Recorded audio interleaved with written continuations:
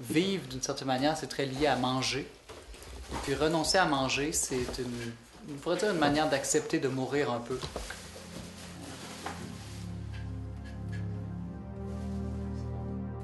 Pourquoi est-ce que les chrétiens jeûnent? D'abord pour imiter Jésus.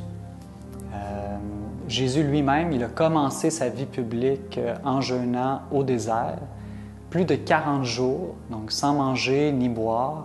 Et on sait que c'est le moment où le démon est venu le tenter, mais où il a réussi à vaincre la tentation.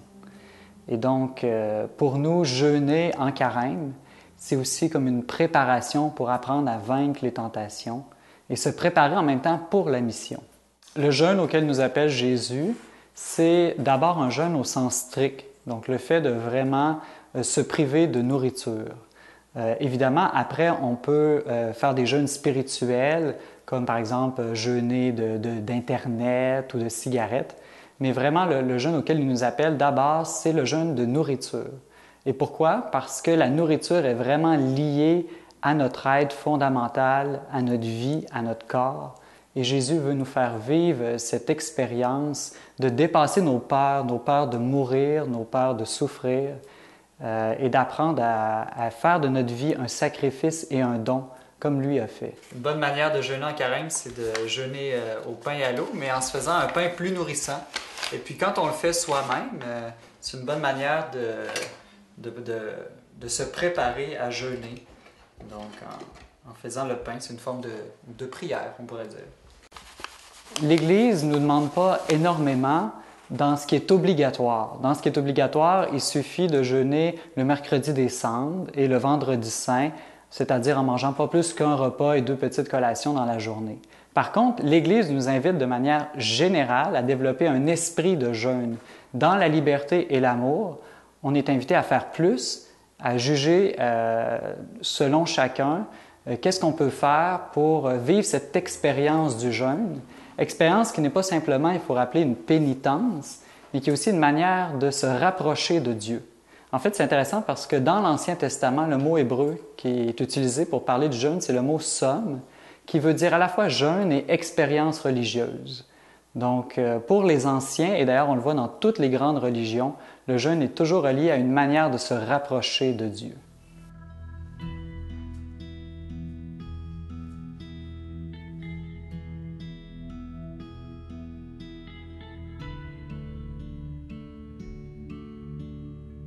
Le premier fruit que je peux voir du jeûne, c'est une intensité dans la prière et une proximité avec le Christ qui est beaucoup plus présente, qui est beaucoup plus forte. C'est comme si je me sentais en relation avec lui et proche de lui. Le corps était privé d'une nourriture, il se tourne vers une autre forme de nourriture. De fait, le jeûne est vraiment une manière de guérir dans son corps et dans son âme en même temps. Ça m'a amené ensuite même à regarder ce que des scientifiques aujourd'hui ont découvert sur le jeûne. C'est assez extraordinaire comment le jeûne est en train de devenir une des formes de thérapie à la fois psychologique et physique les plus puissantes qu'on ait jamais découvert. Donc tout ça m'a amené à dire pourquoi ne pas essayer? Je ne parle pas grand-chose à essayer. Le jeûne n'est pas dangereux, une des premières choses à dire.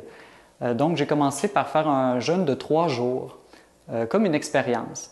Et suite à ce jeûne-là, j'ai vécu moi-même une très grande guérison. Je souffrais en fait d'anxiété depuis très longtemps. Et puis, j'avais tout essayé, sport, thérapie, médication, prière évidemment. Et puis, en seulement 3 jours de jeûne, j'ai été guéri et c'est jamais revenu.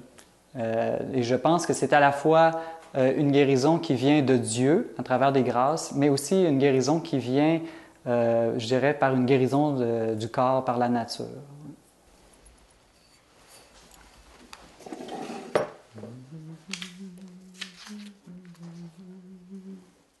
On va ajouter la levure. Jésus qui a parlé souvent du levain dans la Pâque, que nous les chrétiens, qu'on soit des levains dans le monde.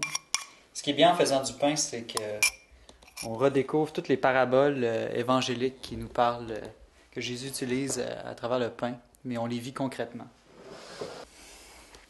Il existe plusieurs formes de jeûne. On peut jeûner sur la qualité des ingrédients, comme par exemple en ne mangeant pas de chocolat ou de vin ou de viande. On peut aussi jeûner sur la quantité en mangeant moins.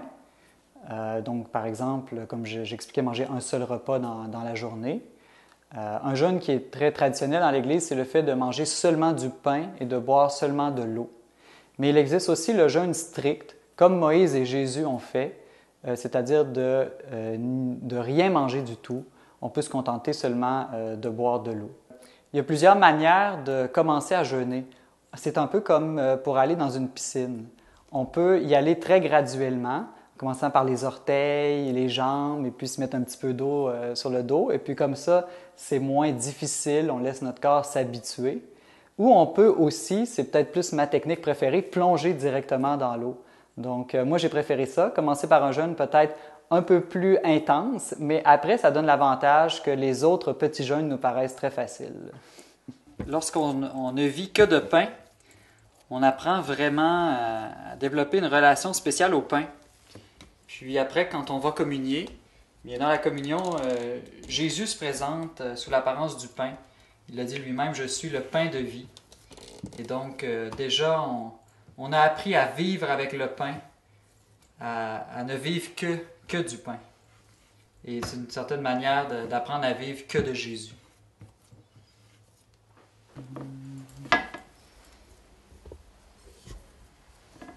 Bon, on va remettre.